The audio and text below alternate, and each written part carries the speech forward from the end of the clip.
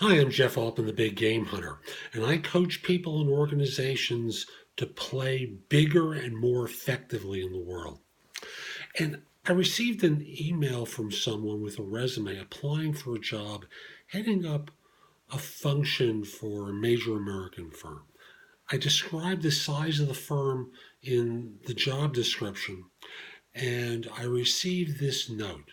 It says, I am ready, trained, and prepared begin for to begin for the risk and the role. Please find my resume and cover letter below. So let me just pop open the resume. Now, I want you to understand that when I post a position, I'm very clear about what my client is looking for. I don't want to screen people out, but I'm required to do that because my client will not call me, will never talk to me again if I waste their time. That's the nature of what a recruiter does.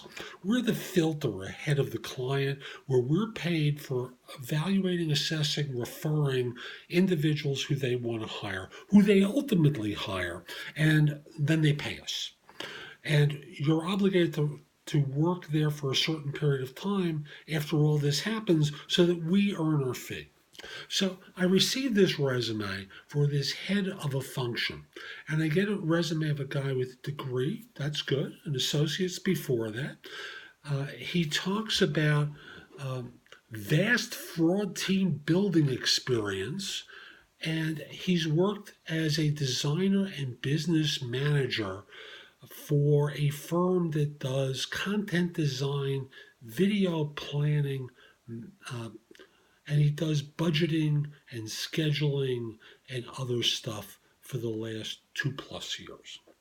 Now, let's get practical for a second. I've told you that this is a role heading up a function for a major American corporation. This person titles themselves as designer and business manager. Not exactly a fit even from what little I've told you about the job. It doesn't sound that way to you, right? It doesn't sound that way to me either. So I'll simply say, as the teaching piece here, make a case for your candidacy. That bravado assertion is the first signal to me as a reader that this person's not qualified. Because people who actually are never talk that way. They always talk in an understated, self-assured manner, not with that sort of BS bravado that says, hey, I can do this job, I'm trained, and it's never that way.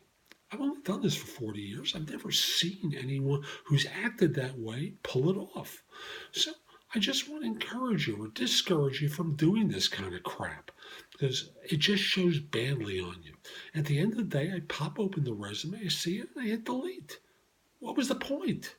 So again, make your case in your resume, not with bravado, but with facts. Make your case. Make your resume demonstrate how your background fits the requirements of the job as well as the functionality of the position that the firm is going to have you do. So, for example, you see a job description that says requirements. That's a tip-off. This is what the firm is looking for. This is what I'm looking for on behalf of the client. If it talks about responsibilities, hey, there's another tip-off. Where you've performed the functions of the role already, put it in your resume. Where you haven't, don't lie. Lying eventually, like in the first 5 minutes of the conversation, is exposed. And worse yet, if you're hired, you're going to get fired. Is that what you want? Of course not. So no BS. Come on. No BS should be your mantra. Be factual. Be powerful. Be accurate. Be direct. Just don't try BSing. It'll always come back and haunt you. Now, this person needs coaching from me, and I created a site called JobSearchCoachingHQ.com with advice for job hunters good anywhere in the English-speaking world. It'll talk with you about starting your search, writing a resume, marketing yourself, interviewing, tough interview questions and preparing for them. It'll talk about using LinkedIn effectively, salary negotiation. You don't know how to negotiate salary. And I have ways that go from very gentle to what I call ball breaker techniques to help you get more money out of a firm. They don't always work, and you may not be capable of doing one or the other or all the ones in the middle, but there's advice there. Plus, you can ask me questions that'll help you with your job search. Again, the site is JobSearchCoachingHQ.com. Very inexpensive, like less than the price of a hardcover book, in order to get advice so that you can practice and not shoot yourself in the foot like this jerk did. Hope you have a great day. Take care.